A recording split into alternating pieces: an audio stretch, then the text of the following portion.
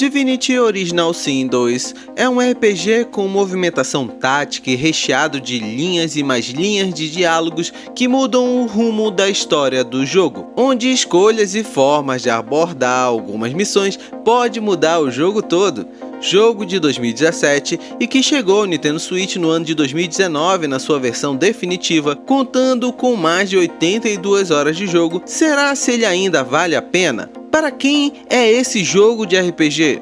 Eu joguei muitas horas e quero te ajudar a decidir se Divinity Original Sin 2 é para você ou não, pois joguei ele tanto na TV quanto no modo portátil para te ajudar a tomar essa decisão, caso você tenha o Nintendo Switch tradicional ou o Switch Lite. Aliás, esse jogo recebeu uma atualização que fez muita diferença para nós brasileiros e vou falar mais à frente. Então, vamos juntos comigo ver se ainda vale a pena comprar esse jogo hoje em dia.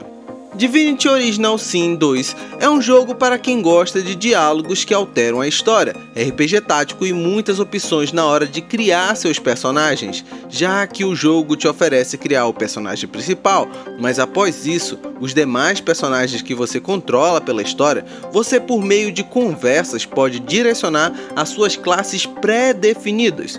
E digo pré, pois o sistema de criação de personagens no Divinity Original Sin 2 é bem interessante, pois as classes acabam tomando suas formas por conta do sistema de pontos de atributos e habilidades que você escolhe. Por exemplo, se quiser formar um guerreiro na sua forma mais clássica, irá adicionar pontos em força e constituição, para que ele seja forte no ataque físico e resistente na hora de receber ataques. Vai colocar pontos em arte de combate para ter técnicas e habilidades físicas e talvez pontos em liderança para ele inspirar os companheiros próximos a ele.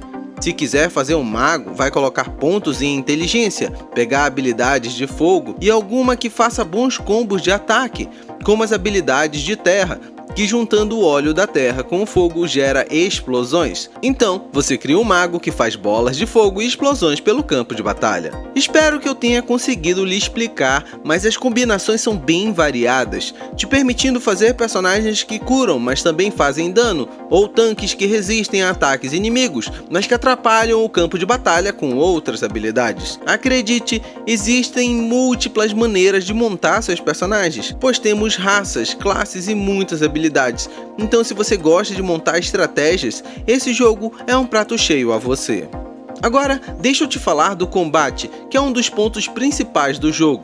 Aqui temos um combate tático muito bem elaborado e cuidadoso, pois os efeitos somam com o ambiente e isso é muito interessante. Por exemplo, jogar magias de raio em personagens molhados ou que estão na beira do rio gera dano extra, assim como jogar fogo em personagens com óleo ou jogar o óleo em personagens que estão com dano de fogo nesse turno. Essas interações com o ambiente te fazem criar estratégias que podem destruir vários inimigos ou podem fazer inimigos te destruírem da mesma forma. Então, esteja ciente que os inimigos usarão dessas estratégias e você, para vencer, precisa lutar cada batalha com tudo o que puder.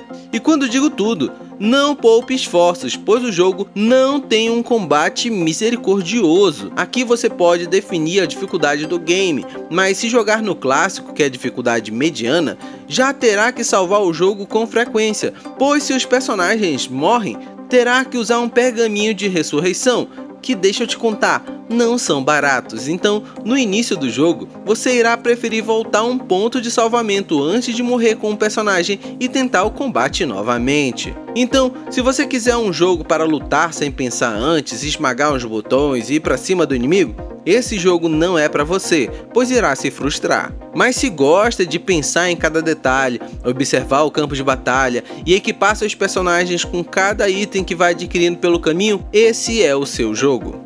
Agora, deixa eu te falar dos gráficos, pois ele não é um jogo exclusivo do Nintendo Switch, sendo possível encontrar Divinity Original Sin 2 na Steam e outros consoles, sendo que aqui o jogo teve corte nas texturas e resolução para rodar com fluidez no Switch. Então, se você prefere gráficos, talvez olhar esse jogo em outras plataformas pode ser uma opção. Mas se prefere a portabilidade, levar um jogo de mapa gigantesco, milhares de opções e variedade de combate num videogame portátil, vale a pena superar as texturas menores, que na dock ligado à TV fazem diferença, mas no modo portátil você aceita numa boa, já que a tela do Switch ou Switch Lite a 720p é ótimo.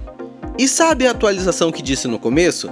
Ela adicionou o suporte às legendas em português do Brasil, algo que faz total diferença para nós, já que é um RPG com muitas linhas de diálogos, onde entender as conversas, escolher falas em vez de outras e etc, faz toda a diferença na história do jogo. Então, essa atualização faz esse jogo valer a pena no Nintendo Switch para nós brasileiros. E você, pretende jogar o Divinity Original Sin 2 no seu Nintendo Switch? Deixa aqui nos comentários a sua opinião sobre esse jogo, se ele faz ou não o seu perfil de gamer e tudo mais.